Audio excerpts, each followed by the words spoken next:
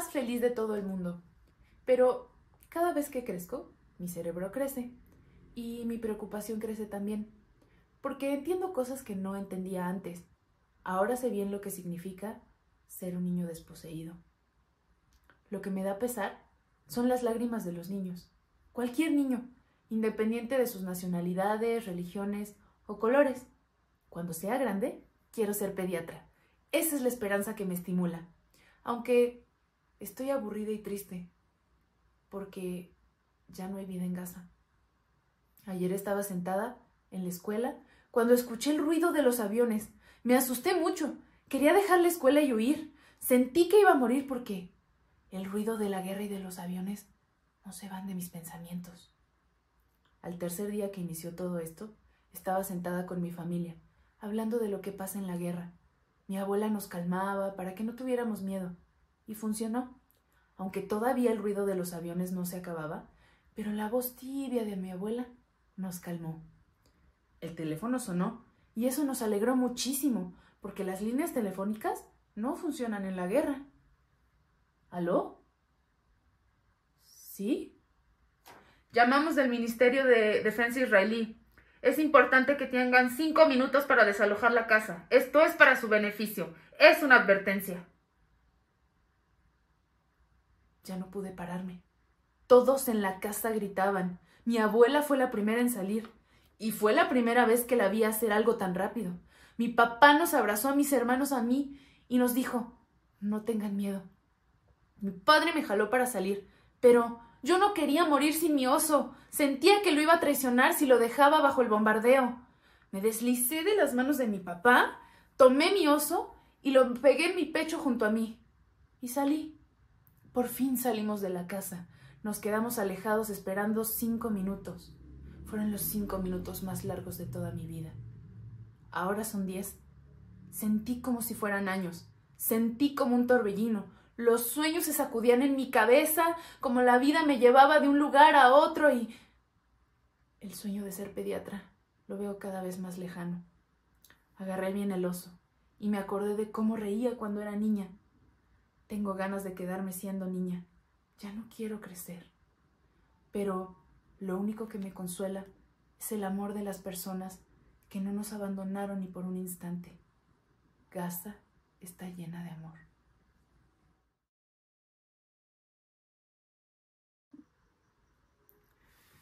Toda mi vida pensé que Gaza es la ciudad más grande y más hermosa del mundo. Pero una vez fui con mi papá a Jaffa y volví con la cabeza dando vueltas. Sentí que Gaza era del tamaño del agujero de una aguja de coser. Y no era hermosa. Cada vez la veo más pequeña y peor. Nadie puede respirar. Y además no estamos autorizados para viajar. Cada vez que camino por las calles de Gaza, me asfixio. Las imágenes de Jaffa no salen de mi mente y yo me pregunto, ¿dónde estamos?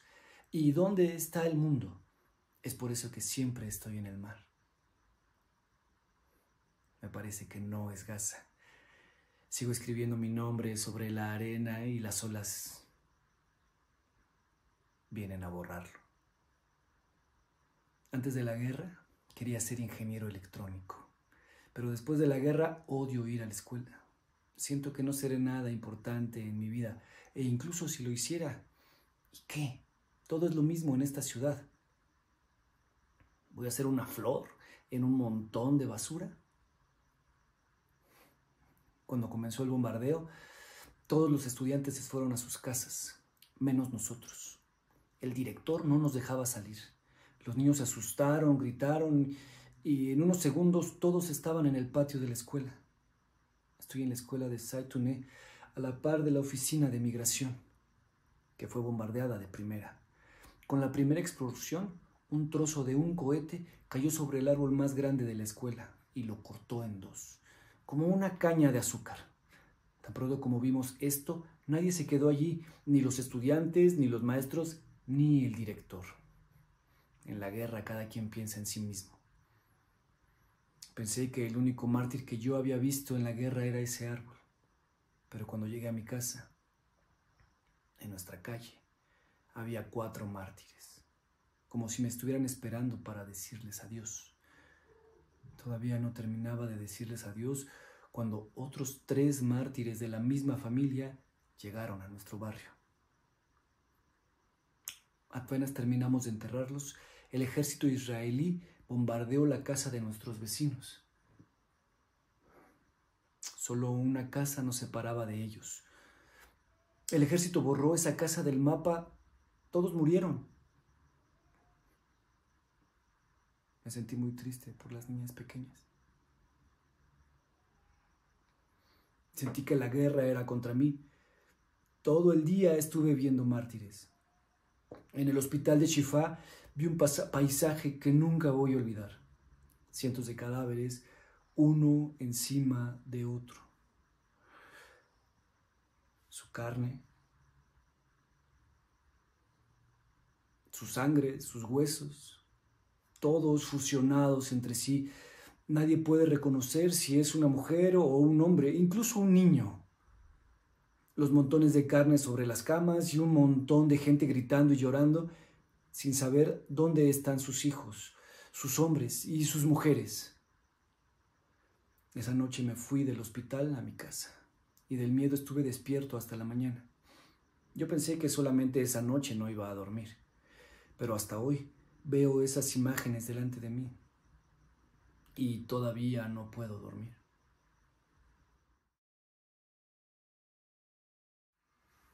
Quiero ser un especialista en ciencia de la metafísica, lo que está detrás de la naturaleza. ¿Saben por qué? Porque creo que Gaza por sí misma no es natural. Yo aprendí mucho viviendo aquí en Gaza y me gustaría trasladar mi experiencia a los demás. El campamento Suyaye es siempre el centro de acontecimientos. Cada vez que la ocupación quiere invadir Gaza, pasan por nuestra casa. Cuando empezó la guerra, la gente dejó sus casas porque, como es habitual, Suyaye se supone que es golpeado. Y es normal dejar nuestras casas. Todo el mundo llamó a mi papá para convencerlo de dejar nuestra casa. Mis hermanos que viven en Argelia, mis tíos que viven en Estados Unidos, mis tíos que viven en Ankara. Todo el mundo le pedía a mi papá y él no se movió. Se negó a abandonar Suyaye. Mi mamá tenía 3 días con las maletas preparadas. Nosotros queríamos ir a casa de mi hermana porque es más seguro allí. Nos costó convencerlo, pero por fin estuvo de acuerdo. Y dijo, váyanse todos. Yo después los alcanzo. ¿Cómo podíamos irnos y dejarlo? Mi mamá fue muy inteligente y dejó olvidado el pan. Y ustedes saben que el pan es necesario en la guerra. Tan pronto como llegamos a casa de mi hermana, ella lo llamó y le dijo, Salman, se nos olvidó el pan, tráelo. Salman cayó en la trampa, llevó el pan y no lo dejamos salir. A la mañana siguiente nos levantamos por el humo de la bomba de fósforo. Todos comenzamos a llorar por el humo de fósforo. Eso fue para nosotros darle la razón a papá. Y él expresó, les dije que lo mejor era quedarnos en casa. No hay lugar como el hogar. Lo que añade más leña al fuego es que la mezquita de la casa junto a la casa de mi hermana fueron destruidas por el bombardeo. Y ya se pueden imaginar lo que mi papá nos hizo. Él quería que nos fuéramos de vuelta a casa inmediatamente. Mi papá no había terminado sus palabras cuando le informaron que la casa contigua a la nuestra, en Suyaye, había sido bombardeada y el frente de la casa destruido. Entonces, por primera vez, todos miramos a papá. Nos quedamos en casa de mi hermano. Quedó claro para nosotros, para los que vivimos en Gaza en época de guerra, no hay ninguna seguridad. Después de la guerra empecé a vestirme mejor, a limpiarme siempre. Bueno, por si acaso me muero de una manera decente. El mayor problema sería si a mí me cae un cohete y me parte en 100 pedazos. Y a mí me gustaría quedar en uno solo.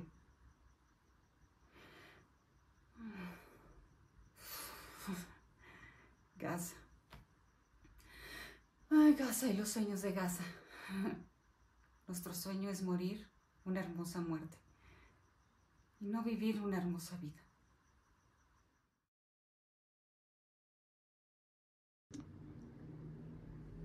Lo que más amo en Gaza es la bondad de la gente y su sencillez. Y lo que más odio es el fanatismo de los partidos políticos. A veces siento que hay una contradicción entre todo ese amor y la sencillez de la gente y esa maldad que domina la situación. Si pudiera, hubiera resuelto el problema de la división del país. En la guerra asesinaron a un gran líder de Hamas. Todos los medios de comunicación en el mundo cubrieron el acontecimiento, pero el mundo pensaba una cosa y nosotros otra.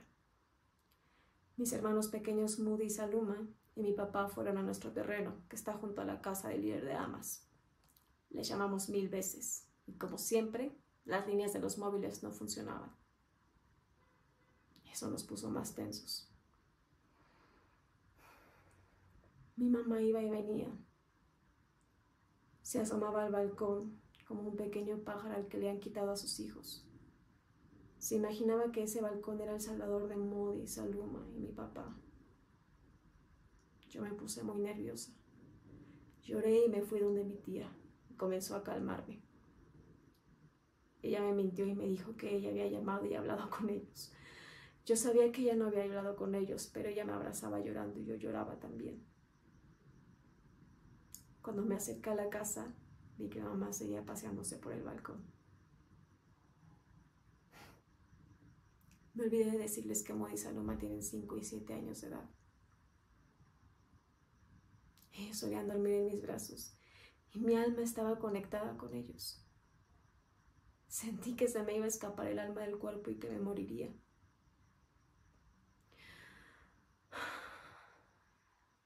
Honestamente, hasta ese momento sentí que había una guerra en Gaza, porque yo siempre estaba ocupada en la computadora. Ese día fue la primera vez que viví la guerra. Una hora más tarde, estaban tocando a la puerta de nuestra casa. Era papá que regresaba con Moody y Saluma. Yo los amaba mucho, pero esa era la primera vez que sentía que los amaba de verdad. Sentía lo mucho que los quería y que no podía soportar estar lejos de ellos. Los puse en mi regazo y los besé como si fuera la primera vez que los esperaba. Mi mamá dejó de pasearse por el balcón y esa también fue la primera vez que supe que amaba a mi papá.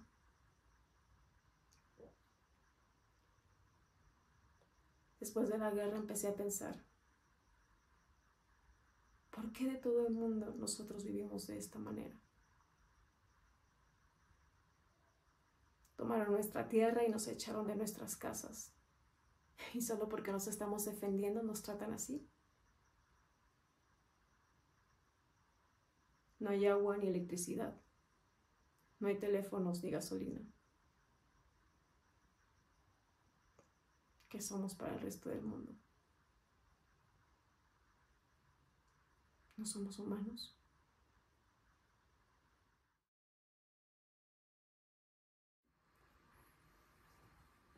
Pues todos los niños del barrio lo querían.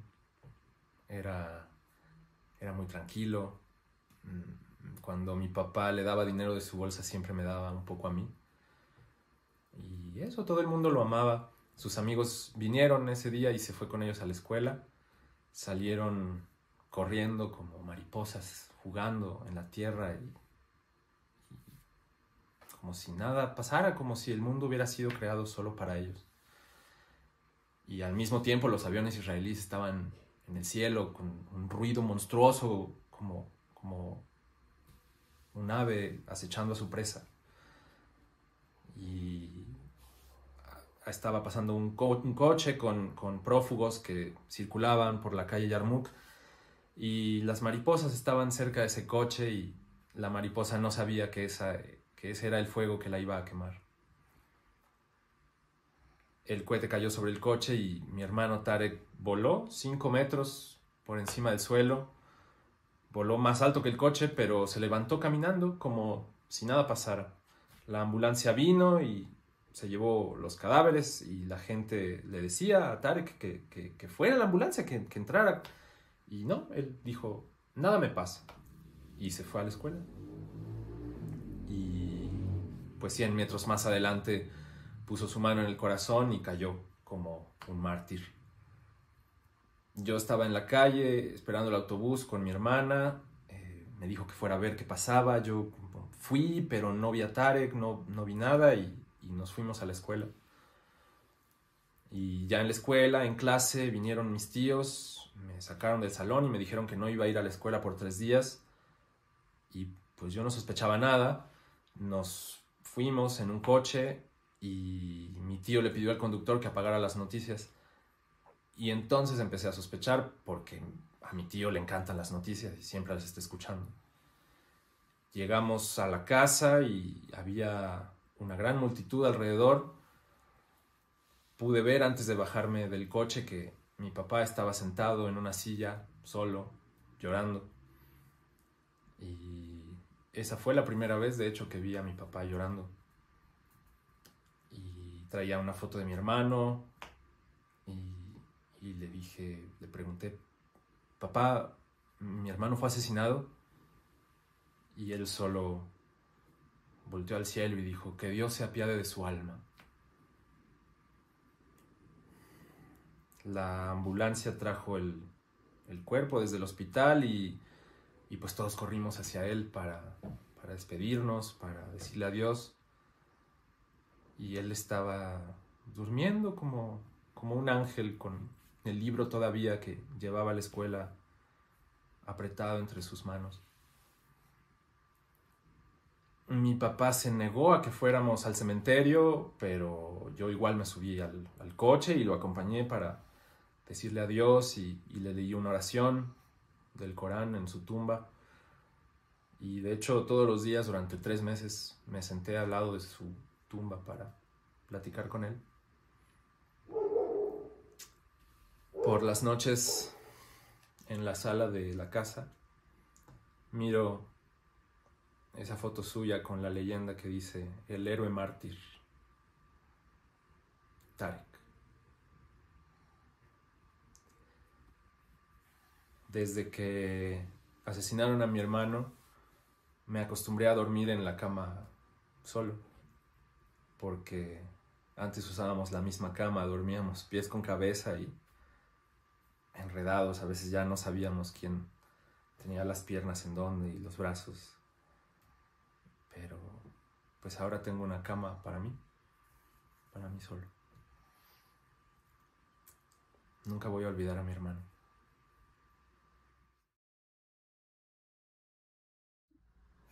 Gaza es un avión que transporta gente que viaja a lo desconocido.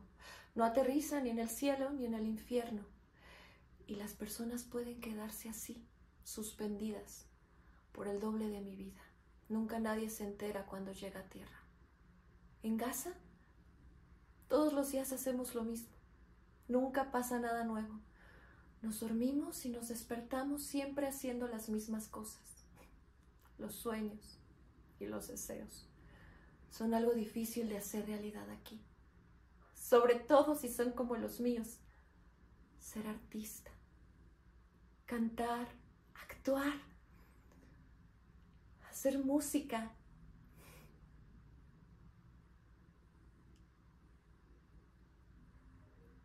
Aquí la única melodía es la de la muerte y se baila en las heridas. ¿Y si yo fuera al extranjero a estudiar dirección de cine? ¿Cómo me vería la sociedad? ¿Y cuando me gradúe, mi país estará igual o peor?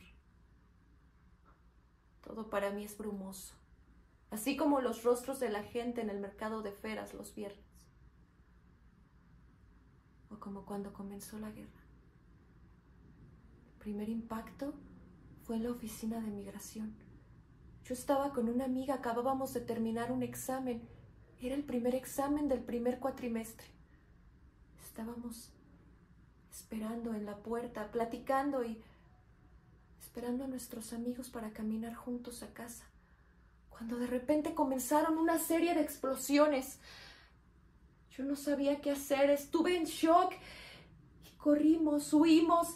Empecé a ver a las mujeres corriendo y gritando y golpeándose la cara. Yo no sabía qué hacer, sentía mucho miedo, pensaba que me iba a morir. Y entonces mis piernas ya no podían sostenerme y todo me empezó a dar vueltas. Y me desmayé. Dejé de sentir.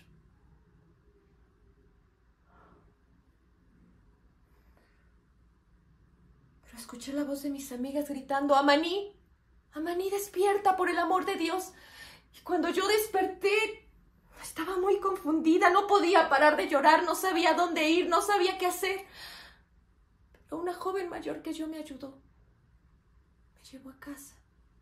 Ahí estaba mi mamá esperándome, buscándome. Y me abrazó. Yo estaba tan cansada. Pero cuando me recargué en su pecho, me di cuenta que eso era todo lo que necesitaba. Recargarme en el pecho de mi madre. ¿Sabes qué? Lo más horrible es sentir a la muerte cerca. Y no solo de ti, sino de todo lo que amas, de todo lo que conoces. Cuando la guerra llegó, era un fantasma negro que cubría los días y las noches. Impuso su infierno en la gente, en la tierra, en el cielo, en el aire que respirábamos. Yo entré en una crisis. Una gran rabia se apoderó de mi alma y yo pensaba que nunca iba a lograr salir de ella. Era como una ola. Pero una mano se extendió a mí a través del teatro. Fue como encontrar un neumático que te ayuda a salir flotando de la ola. Ahora me siento tranquila. Hace mucho que no me sentí así.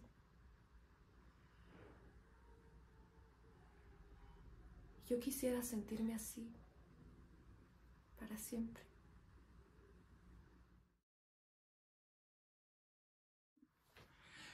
Mi abuela y yo estábamos solos en casa. Ella me contaba historias sobre Palestina. Historias divertidas y tristes, pero nunca me contó una historia completa. Porque ella siempre a la mitad de la historia se iba al baño. Mi abuela pasaba la mitad de su vida en su cuarto y la otra mitad en el baño. Mi familia regresó a las 10:30 de la noche. Todos se durmieron inmediatamente. Yo no. No podía dormir. Estaba despierto en mi cama, escribiendo mi tarea. De repente, oí el ruido de una explosión. A lo lejos. Fui a la habitación de mis padres y tomé la radio para oír las noticias. Desperté a mi padre y le dije, oí el sonido de una fuerte explosión. Y él me dijo, cállate, vete a dormir. Solo un disparo al aire. Me fui a la cama. La electricidad se cortó. De repente, hubo una enorme explosión que sacudió mi mundo. Me puse la sábana y me tapé la cara y algo cayó sobre mí. Levanté las sábanas con todas mis fuerzas. Era el marco de la ventana que se había caído sobre mí. La sábana estaba llena de vidrio y nuestra casa estaba llena de humo negro. Fue el día que bombardearon la oficina de la Unión de Trabajadores, justo a un lado de nuestra casa. Pero ese no es el punto. El asunto son las cosas tontas que pasaron y a las que no les puedo encontrar una explicación. En primer lugar, el mundo estaba en llamas y todos sentíamos que íbamos a morir. Pero mi abuela fue a buscar su dentadura postiza. Ella tenía miedo de que si se moría, la gente se fuera a enterar que ella no tenía dientes. Como si no lo supieran ya. Y en segundo lugar, la casa estaba llena de humo. Pero mi padre encendió un cigarrillo como quien dice, oye, como que falta más humo, ¿no? Y en tercer lugar, mi tío llamó para asegurarse que estábamos todos bien. Y mi padre le dijo que sí, que estábamos todos bien, gracias a Dios. Pero que todas las ventanas de la casa se habían roto excepto una. Y entonces él le dijo que la rompiera.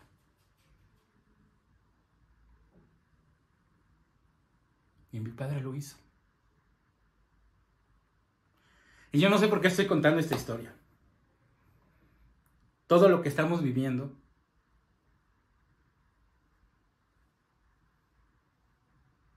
es como estar en una jaula, en una prisión. Como un pájaro enjaulado que quiere salir, pero está arrinconado. Los niños están muriendo frente a los ojos de sus madres.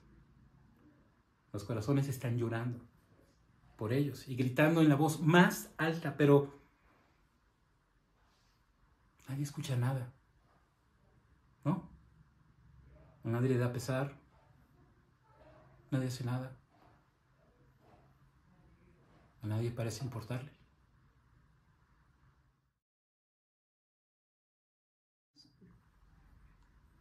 Tengo ganas de correr y correr y correr por las calles hasta que mi pañuelo vuele en el cielo y yo lo siga volando. A veces quiero estar totalmente loca, pero no puedo. Es la primera vez que yo digo esto. Tal vez no son mis palabras, o tal vez son las palabras que no puedo expresar, o tengo miedo de expresar. ¿Por qué mi familia me trata así? Miro a las chicas de mi edad, cómo están viviendo sus vidas y las envidio. Me gustaría ser como ellas, con su libertad. Quiero un barco que me lleve a una isla lejana y tirarme en la orilla, lejos del mundo, lejos de todo, especialmente de la guerra. Hablando de la guerra es una cosa y lo que me dice mi mamá es otra. ¿Por qué mi mamá me repite cosas que yo ya he visto? Es algo que nunca entenderé. Ella y yo estábamos de pie en el balcón cuando bombardearon la casa de nuestros vecinos. Uno de los vecinos murió. Vimos cómo la casa fue destruida y un cadáver que voló a la calle. ¿Se pueden imaginar lo que le sucedió a la familia después de esto? ¿Hasta ahí llegó todo? No, todavía siguió. Mamá empezó a contarme cómo la casa de nuestros vecinos fue bombardeada y cómo nuestro vecino voló de la casa. Como si yo no hubiera estado allí, junto con ella. Y así eran las historias de mi mamá durante toda la guerra. Y yo era su única oyente. Estamos sentadas viendo la televisión. Y ellos dicen que el bombardeo fue en algunas zonas. El reportaje duró 15 minutos. Pero el repetido reportaje de mi mamá duró 2 horas. Ella habla sobre el reportaje como si no hubiera estado con ella. Empecé a dudar de mí misma. ¿Estaba sentada con ella o no? Juro que estaba allí. Yo estaba realmente allí, sentada a su lado. De todos modos, gracias a Dios que mi mamá no está aquí con ustedes. De otra forma, ya les habría dado dolor de cabeza con sus historias.